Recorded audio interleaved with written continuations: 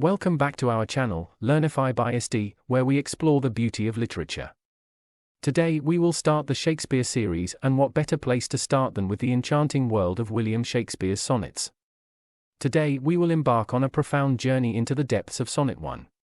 Join us as we unravel the intricate layers of this timeless piece, exploring its themes, structure, poetic devices, and historical context. Let's start.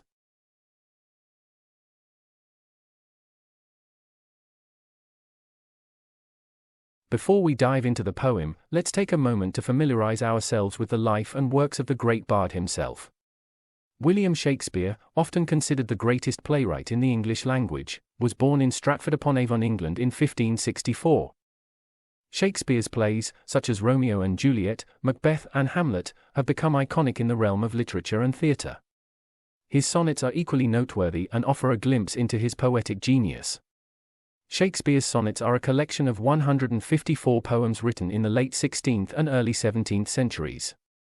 Shakespeare's sonnets are written in iambic pentameter, which gives his poetry a natural and melodic flow, enhancing the overall musicality of his verses. Sonnet 1, known by its opening line, "From fairest creatures we desire increase," sets the stage for Shakespeare's collection of 154 beautiful sonnets. It introduces us to the themes of beauty, procreation, and transient nature of time. In this sonnet, Shakespeare poses thought-provoking questions about the value and purpose of physical attractiveness and its relationship to the passage of time. Let's start by analyzing the overall structure of this sonnet. Like many of Shakespeare's sonnets, this sonnet follows the traditional Shakespearean sonnet form. It consists of 14 lines written in iambic pentameter and follows the rhyme scheme of A B, C D, E F, G G. First, I will read the sonnet for you and then a quick overview followed by a line-by-line breakdown. From fairest creatures we desire increase, that thereby beauty's rose might never die, but as the riper should by time decease, his tender heir might bear his memory. But thou, contracted to thine own bright eyes, feedest thy light's flame with self-substantial fuel, making a famine where abundance lies, thyself thy foe, to thy sweet self too cruel, thou that art now the world's fresh ornament, and only herald to the gaudy spring, within thine own bud buryest thy content. And, tender churl, makest waste in niggarding, pity the world, or else this glutton be, to eat the world's due, by the grave and thee. Shakespeare starts the sonnet by expressing the natural desire to have children with the most beautiful individuals, so that beauty can continue to exist. He compares the fading of beauty with the passing of time and suggests that having children ensures that one's beauty and memory live on. However, Shakespeare shifts his focus to a specific person who is too absorbed in their own beauty and selfishly refuses to share it through procreation. He criticizes this person, stating that they sustain their own beauty by solely focusing on themselves.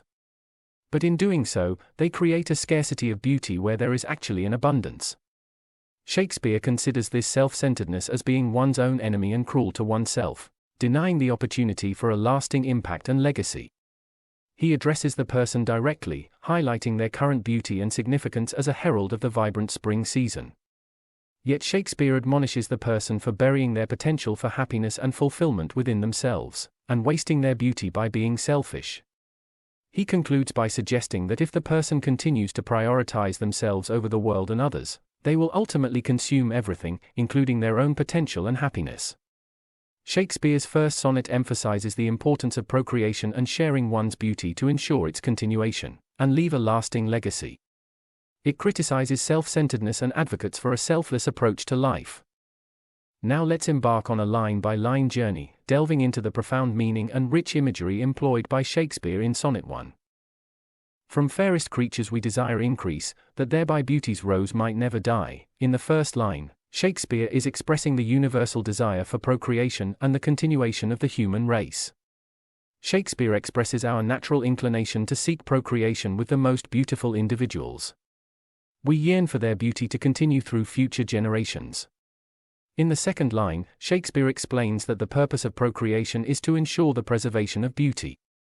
By having children, the beauty of the parents can be passed down to future generations, allowing the metaphorical rose of beauty to never fade away. The beauty's rose can bloom eternally, defying the ravages of time. But as the riper should by time decease, his tender heir might bear his memory. In these lines, Shakespeare acknowledges the inevitability of aging and mortality. He suggests that as individuals grow older and approach the end of their lives, their beauty fades and diminishes. He compares the inevitable decay and passing of time to the ripening of fruit that eventually withers and fades. Shakespeare states that the individual's offspring, who is the tender heir, will carry on their memory after they have passed away. The child becomes a living testament to the parent's existence and ensures their legacy. But thou, contracted to thine own bright eyes, feedest thy light's flame with self-substantial fuel. In these lines, Shakespeare introduces a contrast. He addresses someone directly, referring to them as thou. This person is self-absorbed and preoccupied with their own beauty, represented by their bright eyes. The word contracted suggests that they are too focused on themselves and unwilling to share their beauty through procreation. Shakespeare continues to criticize the self-absorbed individual, saying that they sustain their own beauty and self-worth by solely focusing on themselves. The metaphor of a flame being fueled indicates that their self-centeredness consumes their own energy, and prevents them from spreading their beauty to others. Making a famine where abundance lies, thyself thy foe, to thy sweet self too cruel. Here, Shakespeare points out the irony that by not sharing their beauty through procreation, the self-centered person creates a scarcity or famine of beauty where there is an abundance. They deprive the world of their beauty, which could be passed on and shared with future generations. In the second line, Shakespeare highlights the destructive nature of the person's actions. Shakespeare points out that the self-centered person is their own enemy and is being cruel to themselves. By refusing to procreate or share their beauty, they deny themselves the opportunity to leave a lasting impact or create a legacy. Thou that art now the world's fresh ornament, and only herald to the gaudy spring. Shakespeare acknowledges that the person being addressed is currently a beautiful and desirable individual referred to as the world's fresh ornament. They possess a beauty that could enhance the world. They are a fresh and captivating ornament in the world, bringing beauty to their surroundings. Shakespeare emphasizes that the self-centered person is the only one heralding or announcing the arrival of the vibrant and showy spring season. Their beauty stands out and represents the arrival of new life and growth. Within thine own bud buryest thy content, and, tender churl, makest waste in niggarding. In this line, Shakespeare criticizes the person for burying or hiding their potential for happiness, fulfillment and the continuation of their beauty within themselves. They keep their satisfaction or content locked away, depriving themselves of the joy that could come from sharing their beauty and creating a family. Shakespeare criticizes the person, calling them a tender churl, meaning a selfish person. By withholding their beauty and not having children, they waste and squander their potential for creating a meaningful impact on the world. Pity the world, or else this glutton be, to eat the world's due, by the grave and thee. Shakespeare appeals to the person's sense of pity, urging them to consider the world's need for their beauty and offspring. Otherwise they will be like a glutton, consuming everything for themselves. If the person continues to prioritize their own self-centeredness over the world and others, they will end up consuming everything, including their own potential and happiness. They will take their beauty and legacy to the grave, leaving nothing behind. Shakespeare concludes Sonnet 1 by accusing the person of burying their potential for happiness and fulfillment within themselves.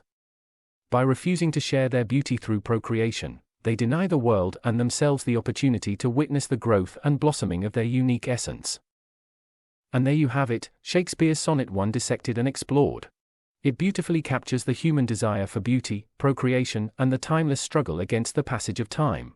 Join us in our next video as we continue our journey into the enchanting realm of Shakespeare's poetic genius. Don't forget to like, share and subscribe to our channel for more captivating content.